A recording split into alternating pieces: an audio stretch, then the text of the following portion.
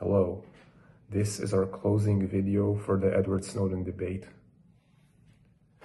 Our side has asserted that Snowden is a legitimate whistleblower. As a reminder, we operated under the definition of a whistleblower being, first, someone who discloses to the subjects of an authority any information regarding the authority's practices. Second, does so under the belief that the information exposes a mistreatment of the subjects under ethical or legal terms. Third, presents the information contrary to how the authority would present it.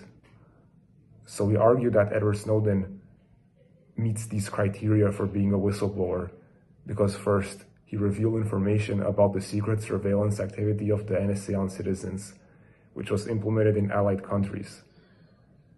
Second, the surveillance was unconstitutional, violating privacy rights of citizens. And third, he attempted to address the issue to internal management to no avail, so he was forced to reveal it to public media. So Snowden is undoubtedly a whistleblower. Now the opposition voiced legitimate concerns to whether it was treasonous. And so, in our defense, the use of context and background was crucial. For example, Snowden's choice of Russia and previously China might seem suspicious, considering there are neutral countries like Switzerland where he could have went. For context, Switzerland is surrounded on all sides by countries that are US allies, and he might be vulnerable there. Also, Switzerland has a very strict naturalization process. Then, Snowden's apparent refusal to face trial. The Espionage Act, which was being prosecuted under, would have led to his immediate arrest and placement under constant surveillance, making the trial impossibly rigged against him. And finally, the accusation of treason itself, which rests on the assumption that Snowden compromised international operations.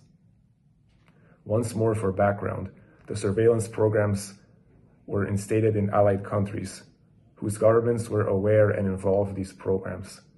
There were NSA data centers in a variety of these countries. And so really the most significant damage that is done here is to the public opinion.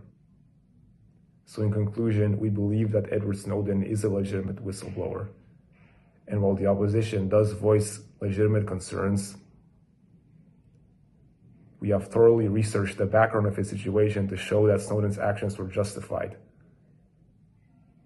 So taking the background and the context that we have provided here, we conclude that Snowden is a legitimate whistleblower.